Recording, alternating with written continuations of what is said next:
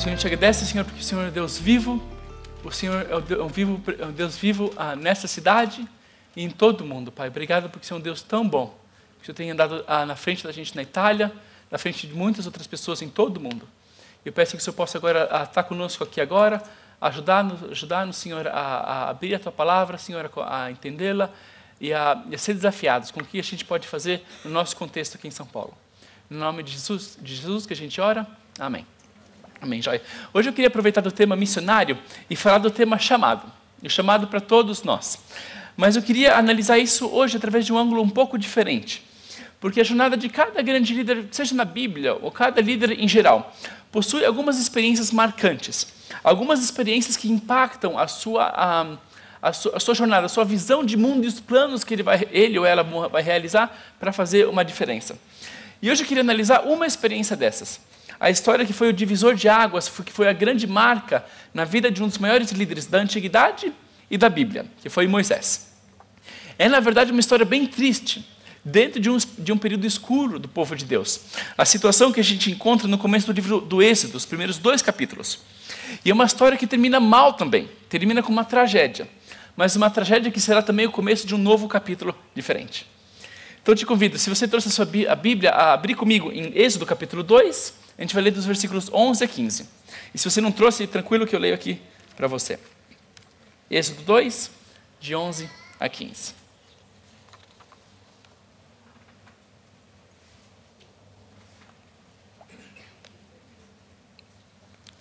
Anos mais tarde, quando Moisés já era adulto, foi visitar os hebreus, que eram o povo dele.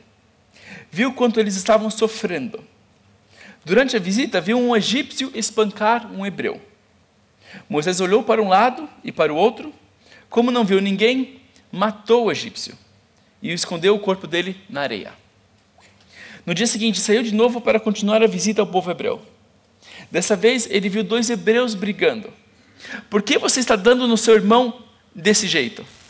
Perguntou ao hebreu que estava sem razão naquele caso. Ora, quem é você? Quem o constituiu príncipe e juiz sobre nós? Está querendo me matar como matou o egípcio ontem? Quando Moisés viu que já sabiam o que tinha feito, ficou com medo. E aí o fato é que o faraó ficou sabendo do caso e decretou a morte de Moisés. Mas ele fugiu em tempo e foi para a terra de Midian. Antes da gente de entrar nesse episódio em si, eu queria contar um pouco do contexto da época. Contar um pouco das circunstâncias que levaram Moisés até essa reação, matar o egípcio. Porque a reação que ele teve não foi só a reação a um momento de violência, mas foi o estopim de um conflito que durava anos e que era profundamente enraizado no coração de Moisés. Então deixa eu contar um pouco do contexto que levou a esse episódio. Mais ou menos como um filme, tem a cena do crime e aí tem os flashbacks para mostrar como chegou a cena do crime. Então tá, eu vou chamar aqui os slides, por favor. Se você lembrar, a esse ponto, o povo de Israel vivia no Egito por muitos anos. E a relação dele com o governo tinha mudado. Aqui o Egito, a grande civilização formada pelo Nilo, que até hoje dá vida para aquela terra seca. E então esse novo rei, esse novo faraó fica com medo do tamanho e da força dos hebreus. E ele implementa então uma estratégia de submissão demográfica em 2 movimentos. O primeiro é impor chefes de trabalhos forçados e escravizar eles. Transforma os hebreus em mão de obra escrava para a construção de novas cidades. Um versículo do capítulo 1, próximo slide, resume a situação desse jeito. Tornaram-lhes a vida amarga, impondo-lhes a árdua tarefa de preparar o barro e fazer tijolos, e executar todo tipo de trabalho agrícola. Em tudo, os egípcios os sujeitavam à cruel escravidão. Então, a primeira parte da estratégia de submissão era o sistema de trabalho escravo. E a segunda era o infanticídio, era o controle populacional através do aborto de bebês meninos. O faraó proclama que os novos meninos que nascem devem ser lançados no Nilo, que é uma grande ironia, porque o rio que dá vida para aquela terra seca vira túmulo de morte. Então, resumindo a coisa, o livro começa com um contexto de sofrimento e opressão enormes. Eu fico me perguntando, como que você vive nessas condições? Imagina, como que você suporta a humilhação da escravidão? Se você não aguenta mais, vai reclamar para o chefe? Ou se ele é injusto, você aceita a humilhação em silêncio? Você lava as roupas sujas de barro no fim do dia ou deixa já sujo, já que vai sujar no dia seguinte mesmo? O que você fala para o seu filho quando ele estiver ser humilhado no trabalho?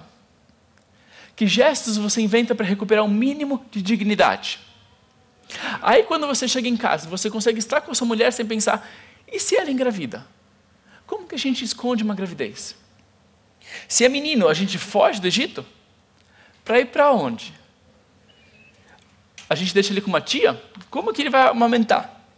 São perguntas pesadas, que não saem nunca da nossa cabeça quando a gente se encontra em condições assim. E aí o cenário de sofrimento e opressão focaliza o drama de uma história, o drama de uma família e de um bebê que nasce começando no capítulo 2. A história focaliza os pequenos momentos de beleza de um casal que se apaixona, que lava as vestes para o casamento, que constrói um lar e que engravida de um menino. Mas as perguntas de sempre continuam. O que a gente faz? O que a gente faz? Depois de 3 meses não conseguem mais esconder o menino. E eles inventam um plano louco. Vamos colocar ele em um cesto e deixar ele na beira do rio. Deixar o menino no seu túmulo de morte, protegido só por um cesto de junco. Obedeciam ao faraó, mas com um pequeno gesto de esperança, de dignidade, de fé, de desobediência. Vamos deixar ele num cesto. Vai que uma solução impossível deixa ele em vida. E a solução impossível acontece, a famosa história que talvez você já conheça, a cruzamento do destino que pega uma direção que vai mudar toda a história. A filha do faraó vai passear, encontra esse bebê que chora e fica com pena dele. Resolve adotar ele, pede para a mãe para amamentá-lo e o chama de Moisés, porque eu o tirei das águas, é o significado do nome. E assim cresce Moisés, esse menino, um filho da compaixão, da misericórdia, da graça de 2 mulheres que nem se conheciam, cada uma de um lado da linha de separação, mas que dizem, a gente aposta na vida, a gente aposta nesse menininho aqui, ele vai viver. Cresce esse menino então, recebendo a melhor educação dos egípcios, cresce na abundância do palácio do faraó, que para ele é tipo que um avô, não? Mas sabendo também que o povo dele era o povo escravo. Eu imagino que deve ter sido uma adolescência difícil, a adolescência de Moisés. Toda adolescência é difícil. Mas essa adolescência deve ter sido muito complexa, administrar essas 2 identidades. Ficar se perguntando até quando ele vai conseguir ficar em cima do muro. Que lado vai decidir quando chegar a hora de decidir.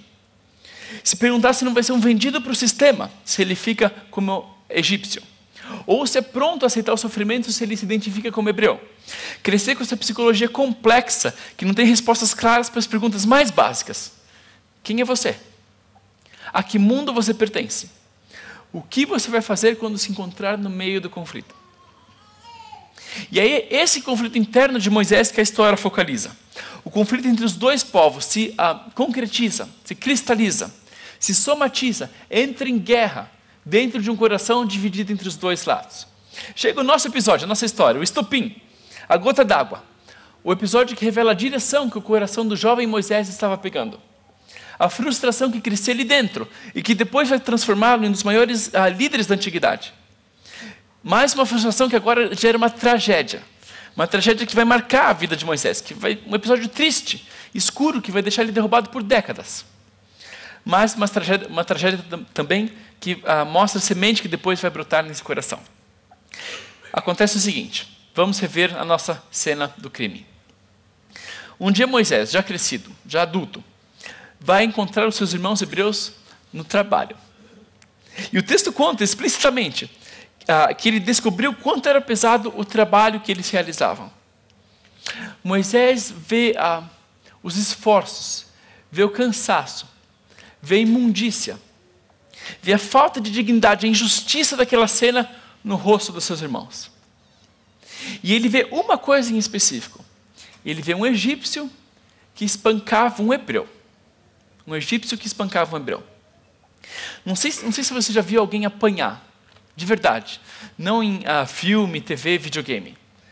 Mas alguém apanhar. Às vezes um menino grande bateu um menino pequeno na escola. Uma vez, depois da outra. Ou ver um jovem em um protesto ou estádio que se aproveita do anonimato da multidão para pegar alguém para absorver a sua raiva e o soca até ele ficar inconsciente. Vê o barulho dos ossos que esmurram o rosto, o nariz que se fratura, os dentes que caem. Vê sangue escorrer, o rosto se desfigurar, a pessoa que não se pode defender. Moisés vê algo assim. Ele vê um egípcio que espanca um hebreu uma vez, depois outra, depois outra. Enquanto todo mundo observa sem poder fazer nada, olhando para baixo, mas vendo tudo. E a violência e a injustiça daquela cena quebram o seu coração. Isso não pode continuar assim, eu não aguento mais. Então o texto conta que Moisés olha para um lado, olha para o outro, vê que não tinha ninguém e mata aquele egípcio. Mata. Daqui a pouco eu falo do assassinato em si, das suas consequências. Mas antes eu queria só focalizar aqui o coração e a indignação de Moisés. Uma vez eu ouvi uma mensagem sobre o tema da liderança, de um pastor americano chamado Bill Hybels, que dizia isso. Ele dizia que na vida de cada líder, grande, pequeno, homem, mulher, quem seja, na vida de cada líder, antes das suas grandes obras, antes mesmo dos seus planos e visão de realizar essas obras, de começar algo, a jornada de cada líder começa com uma outra coisa, com um senso de frustração, de indignação, de que algo não pode ficar como está, de descontento santo, nas palavras de Hybels. Um líder vê um problema que talvez ninguém mais vê. Quer dizer, vê, mas não vê, não percebe o tamanho, o significado daquele problema. E uma frustração cresce no seu coração até que ele diz, eu não aguento mais. Vou dedicar as minhas forças, o meu dinheiro, a minha vida, para mudar essa história. Faço um exemplo. Para Neemias, por exemplo, a sua frustração era saber que os muros de Jerusalém tinham sido derrubados. Que a cidade estava desprotegida, talvez sobrevivesse só como ruínas no futuro. Ou para Davi, um outro exemplo, era ouvir alguém blasfemar o seu Deus, um dia depois do outro, e diante de todo o exército de Israel, que humilhação, enquanto ninguém tinha coragem de fazer nada, até que ele disse, então vou eu. Para Esther, era ouvir que o seu povo em breve seria exterminado. Para José, era saber de uma seca que, se não fosse bem administrada, iria matar milhares de pessoas. Para Paulo, era ver a multidão de povos que nunca tinham ouvido falar de Jesus e ver o potencial de começar novas igrejas nos grandes centros urbanos. Para o próprio Moisés, antes dos seus grandes atos, antes de olhar Faraó olho no olho, de ver o mar dividido em dois, de divulgar uma lei que reconhece o Deus verdadeiro, antes de tudo isso tinha essa frustração que queimava, ver o sofrimento, ver um egípcio que espancava um hebreu, até que ele diz, eu não aguento mais. Pode pôr o próximo slide, por favor. Uma boa definição de vocação, que eu vi uma vez, é essa aqui. Encontrar a nossa vocação é encontrar a interseção entre a nossa satisfação profunda e a necessidade profunda do mundo. Releio.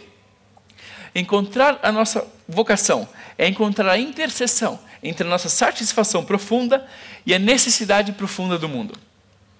A jornada de cada líder, de cada pessoa que faz uma diferença, que toma iniciativa, que constrói, que vive para algo maior do que si mesmo, começa com um senso de frustração santa. Então eu te pergunto, se você me permite, qual que é a tua frustração? O que te deixa indignado? Do que você diz, isso não pode continuar assim? Pode ser perceber pessoas sem uma amizade próxima, sem alguém que possa ouvir os seus problemas. Ou pode ser ver conflito entre pessoas, às vezes dentro de famílias, que não são resolvidos e duram décadas. Ou pode ser perceber que as pessoas ao seu redor vão passar uma eternidade sem Deus. Ou pode ser ver crianças ou adolescentes que não tem ninguém que diga, eu acredito em você. Ou eu ouvi de mulheres e crianças brutalizadas e escravizadas. Ou ver a política reduzida a interesses pessoais. Ou o evangelho reduzido à prosperidade material. Ou pode ser ver arte cristã brega de pouca qualidade se você é um artista. Ou ver novas pessoas na igreja que não são bem acolhidas, vêm de domingo, mas não conhecem ninguém. Ou ver que não tem ninguém novo vindo. Ou, como para Moisés, haver injustiça, haver exclusão, haver desigualdade. O que é, eu não sei, mas se você quer fazer alguma diferença, a jornada de cada líder começa com um senso de frustração santa. Qual que é a tua indignação? Ao que você quer dedicar os seus dias nessa terra? Conto para vocês um pouco da minha frustração. Ela pegou forma com o tempo, com os anos. Mas um dos momentos que cristalizaram o meu senso de chamado foi uma vez quando eu estava na Noruega. Fui visitar a Sara lá. Ela trabalhou na Noruega sempre com essa organização nas universidades, antes que a gente casasse, por um ano. E a gente passou o Natal com uma família norueguesa. E no dia 25 a gente foi para a igreja juntos. Lá é uma tradição, ir para a igreja antes do almoço do dia 25, na manhã do dia 25. Mas a família nos disse, não se ofendam se as pessoas vão estar distraídas. Para a maior parte, isso é uma tradição. Vão estar pensando no almoço. Quando a gente chegou, era uma igrejinha com túmulos ao redor, no gramado, ao redor da igreja. Antigamente se enterravam as pessoas ao redor da igreja. Eu, pelo menos, nunca tinha visto aquilo. Para mim, foi uma surpresa, eu fiquei atônito. A minha impressão, pelo menos, é que parecia mais uma igreja para os mortos do que para os vivos. E quando a gente chegou, as pessoas estavam muito distraídas mesmo, muito. Conversando entre elas, olhando para o celular, criança correndo, fazendo bagunça. Mas o que mais me marcou era que o pastor, ele nem tentava. Ele falava baixo para as primeiras filas. Sabe quando alguém fala e ninguém ouve? A pessoa nem tenta ser ouvida. Ele estava ali fazendo o ritual dele, falando baixo para as primeiras filas, contando uma historiazinha para as crianças que ninguém nem ouviu, nem deu bola. E ficar ali sentado, vendo a igreja de Deus transformada em uma farsa, em um teatro, em uma convenção social, em uma formalidade sem importância. Aquilo me quebrou o coração. A Sara sentiu que eu queria me levantar, pegar o microfone e, sei lá, fazer alguma coisa. Ela falou, tranquilo, fica sentado, não faz nada. Mesmo que eu não falasse norueguês. Mas eu saí daquela igreja frustrado, determinado em fazer alguma coisa para mudar essa história. E com o tempo, com os anos, essa frustração levou à visão de começar uma nova igreja. Uma igreja que mostrasse que o cristianismo não é tradição, não é teatro, não é formalidade. E de fazer isso em Roma, no coração de Roma, no bairro ali dos jovens do Buchicho. E devagarzinho, com altos e baixos, começar a escrever uma nova história. Um chamado começa com frustração, com indignação, com querer fazer algo diferente. Mas que alegria também ver a coisa do outro lado, ver os primeiros frutos, ver uma comunidade se formando. Deixa eu contar uma história, por exemplo, a Carla, a próxima foto. A Carla, que chegou num culto de batismos 1 ano atrás, toda acanhada, não sabendo o que era. E ela se batizou agora 1 ano depois, em junho, logo antes que a gente viesse aqui para o Brasil. Esse rapaz aqui do lado dela é o Stefano, é o filho dela, que me ajudou a batizar a mãe. E eu orava por anos pela conversão da mãe. E quando eu perguntei para ela se ela queria entregar a vida dela para Jesus, ela respondeu com todo o meu coração. Ou, por exemplo, a Inla, a menina do vídeo, que vinha de um país comunista, da Albânia, e tinha tantas perguntas, tanta raiva também. E ver Jesus entrando na vida dela e ela virar alguém doce, com tanto coração. Ou o Davide, um rapaz, esse já era crente, chegou na igreja um dia, e ele chegou e ele disse em italiano, questa è una gran figata, que é difícil de traduzir, é uma gíria, é tipo dizer, é daoríssimo, é muito louco. Ele falou, eu posso trazer os meus amigos. A gente falou, exatamente isso mesmo, a igreja para trazer os nossos amigos, para quem não crê. Ou uma outra pessoa, essa aqui eu tenho uma foto, a Viviana, que ela encontrou no nosso site, entregou a vida dela para Jesus, se batizou, trouxe o irmão que está frequentando o grupo evangelístico que a gente tem, agora os pais dela estão vindo também, e no domingo, logo antes que a gente viesse, ela trouxe uma amiga do trabalho, que me disse, depois do culto, eu quero encontrar Deus como Viviana encontrou. Uma das coisas que a Sara fez nas universidades foi uma semana evangelística. Eles fizeram tantas atividades, noite de talentos, discussão de filme, 30 mil flyers distribuídos. Mas a gente estava pensando, ainda está faltando alguma coisa para chamar o pessoal. E a gente teve a ideia de organizar uns debates. Ela ligou para a Associação de Ateus Italiana, que tem uma associação de ateus lá na Itália, e falou, seguinte, a gente está com uma ideia de fazer debates no campus. Vocês topam? Aí eles, sim, topamos. Manda alguém para debater nosso presidente. E eles eram muito confiantes. E a gente está pensando em chamar um debatedor americano, um profissional, muito bom. Mas não deu certo, não ia funcionar. E aí a gente se olhou e eu falei, eu posso tentar. Ela mesmo? Eu falei, acho que sim, vamos ver. Aí estudei, me preparei. E o negócio aconteceu e foi muito legal. São as próximas fotos. A gente fez no meio do campus, a céu aberto, nessa maior universidade da Europa, na hora do almoço. E tantos não cristãos vieram, gente interessada, curiosa, com ótimas perguntas depois. No final a gente passou um formulário de avaliação para o pessoal dar o nome também. E no total 65 pessoas se inscreveram em grupos de estudo bíblico para conhecer melhor a fé cristã. Coisas como essa acontecem antes de planos e iniciativas com frustração, com indignação, com vontade de querer fazer algo novo, de sair dos moldes. A minha frustração era ver uma igreja acanhada, moribunda, que nem acreditava no que dizia. E isso levou à visão de uma igreja que se propõe, que entra em diálogo, que acredita que não tem nada mais valioso e robusto e inteligente do que o Evangelho do Senhor Jesus. Mas, volta para você. Qual que é a tua frustração santa? O que te quebranta o coração? Que diferença você quer fazer? Que sofrimento você vê com os olhos que Deus vê? São essas pessoas que Deus usa, como usou Moisés depois, dizendo para ele, Moisés, não é só você que está vendo essas coisas. Eu vejo o sofrimento do meu povo, eu ouço o clamor, eu conheço a miséria. Eu mesmo me estou movendo para mudar essa história. Moisés viu a injustiça, ele tinha olhos para aquilo. Mas ele não estava pronto ainda. Porque ele tem a frustração, mas não tem ainda a visão. Ele resolve o problema de um hebreu, mas não sabe como resolver para outros. Ele resolve o problema desse hebreu mal, matando o egípcio que o espancava. No dia seguinte, o texto conta que ele vai passear de novo, vê 2 hebreus que estavam brigando entre eles e diz para um deles, por que você está espancando o seu companheiro? Moisés tinha essa sede de justiça. Será que ele depois vai dar a lei? Não, depois. Na história seguinte, no final do capítulo 2, quando ele chega no deserto, fugindo, ele vê um grupo de mulheres maltratadas por um grupo de homens, de pastores. E ele vai lá e defende elas. E ele tinha esse coração, ele sempre pegava o lado do mais fraco, do oprimido. Mas agora ele errou. E deve fugir para o deserto, para não ser morto pelo faraó. E é um fim triste, uma queda, para alguém que tinha tanto potencial, que tinha um coração lindo, virar um fugitivo no deserto. Eu acho que essa é uma lição para a gente também, porque a gente pode ver o sofrimento, mas reagir mal.